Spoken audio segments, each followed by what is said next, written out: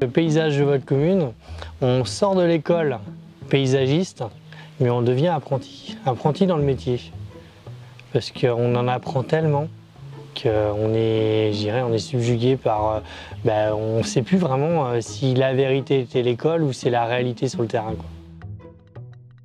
J'ai une base de pépiniériste, après je suis un pépiniériste local et après j'ai un bac pro travaux paysagers. Ensuite j'ai travaillé en jardinerie et j'ai été dans un service de conception aussi de jardin. Et en 2003, donc, j'ai postulé un poste de paysagiste en entretien à la ville de Talmont pour gravir aujourd'hui en tant que responsable du service avec une bonne dizaine d'agents derrière. Et on entretient, on va dire, un super territoire donc, de 9700 hectares. Et je suis rentré dans la commission Ville et Village Fleuris, donc c'était Maison Fleurie, la ville de Talmont. Donc avant, ça devait être dans les années 2000-99. Il y avait une élue que je connaissais bien et qui m'a fait connaître et qui m'a demandé en tant que professionnel extérieur de participer. Un gros avantage, c'est de découvrir, on va dire, ce que cachent les gens.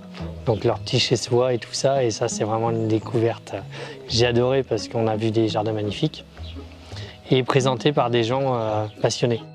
Quand je suis rentré dans le réseau Paysage de votre commune, on a appris à découvrir aussi tous les autres collègues, des professionnels du monde du paysage, des architectes et tout le monde extérieur, le tourisme, les intervenants, les fournisseurs, tous les acteurs, on va dire, de l'environnement, mais qui sont liés au paysage, que ce soit aussi l'ONF sur la protection du patrimoine arboré, ou même sur l'architecture avec le conseil en architecture du CEE.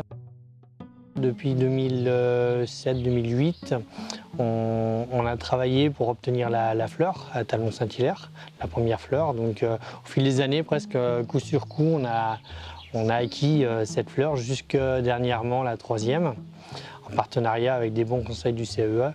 Je dirais il n'y a pas rien sans rien, quoi. Pour arriver à cette troisième fleur, je dirais on a mis plein de choses en place, notamment le plan vert, la gestion différenciée, la gestion des espaces par rapport à des codes, qu'on a, on va dire, élargi autant pour le paysage que pour la voirie, que pour l'entretien.